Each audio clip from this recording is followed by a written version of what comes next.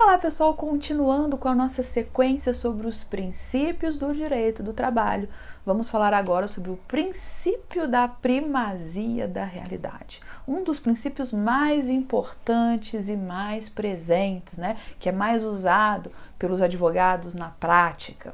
Mas antes, só uma ressalva, explicando para você que como a proposta do canal é fazer vídeos curtos e objetivos, nesse vídeo vamos tratar somente sobre o princípio da primazia da realidade. Se você quiser assistir aos outros vídeos, vem na sequência, porque todos os princípios trabalhistas teremos vídeos aqui. Então vamos falar agora sobre o princípio da primazia da realidade. Vem comigo!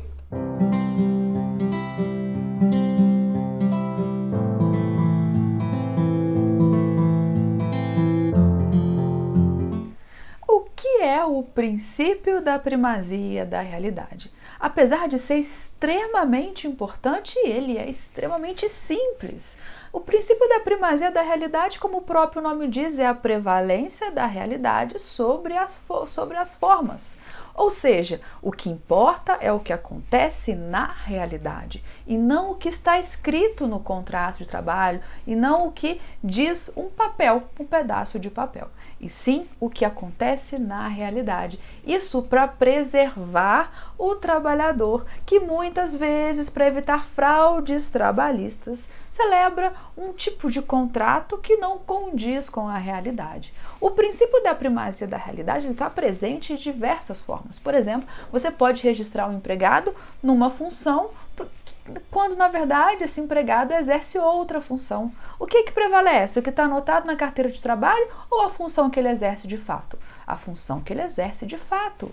O que acontece quando o empregado recebe o salário na carteira e recebe o salário extra-folha, o famoso salário por fora? O que acontece nesse caso? Considera o salário só que ele recebe na carteira ou o salário integral? O salário integral. Então, esse salário extra-folha, se conseguir comprovar na justiça esse pagamento por fora do empregado, ele integra a remuneração para todos os efeitos trabalhistas e previdenciários. Porque o que prevalece é a realidade, o pleonasmo, a realidade dos fatos, os fatos reais prevalecem sobre a forma. Então não importa o que está escrito, o que importa é o que acontece de verdade. O grande exemplo disso, e uma das formas que mais se utiliza o princípio da primazia da realidade, é para comprovar vínculo de emprego. Por exemplo, um escritório de advocacia contrata um estagiário para trabalhar como estagiário. Só que, na verdade, aquele estagiário faz o quê? Atende telefone, digitaliza documento, leva cafezinho para o chefe. Ele está fazendo serviço de estagiário? Não. Ele está fazendo um serviço de secretário, um serviço de algum assistente, mas não de estagiário. Então, na verdade, esse estagiário ele é empregado, porque o estagiário não é empregado. Estagiário é só estagiário.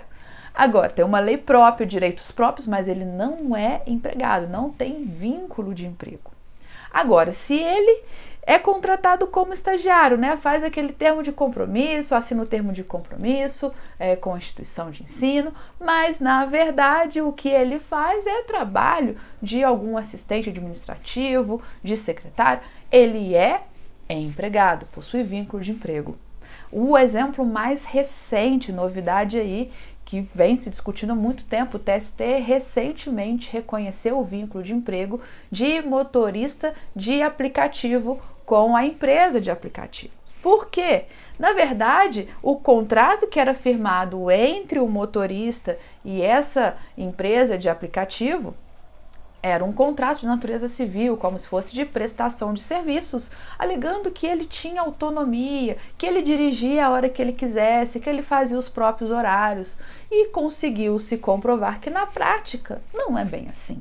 Ele não dirige quando ele quer, ele não pode recusar a corrida que ele quer, ele tem que cumprir metas. Então, estava ali caracterizados os requisitos do vínculo de emprego. A empresa do aplicativo consegue controlar todo o trajeto que ele faz, então não tem essa autonomia que a empresa alegava ter. E aí, o que acontece? Por mais que no contrato venha dizendo que é prestador de serviços, pejotização, você contrata o trabalhador como pessoa jurídica para exercer funções típicas de relação de emprego. Ele é empregado, ele tem horário para entrar, ele tem horário para sair, ele não pode faltar. Ele trabalha com jornada de trabalho, é remunerado, tem um chefe, mas é pessoa jurídica. Isso é uma fraude trabalhista. O que prevalece? O contrato de prestação de serviços com pessoa jurídica ou a relação de emprego com base no princípio da primazia da realidade? A primazia da realidade é o também chamado contrato-realidade. Prevalece o que acontece na realidade, em detrimento das formas. Vem lá tutelado no artigo 9º da CLT. Qual que é a consequência? A nulidade. Olha só, serão nulos de pleno direito os atos praticados com o objetivo de desvirtuar, impedir ou fraudar a aplicação dos preceitos contidos na presente consolidação.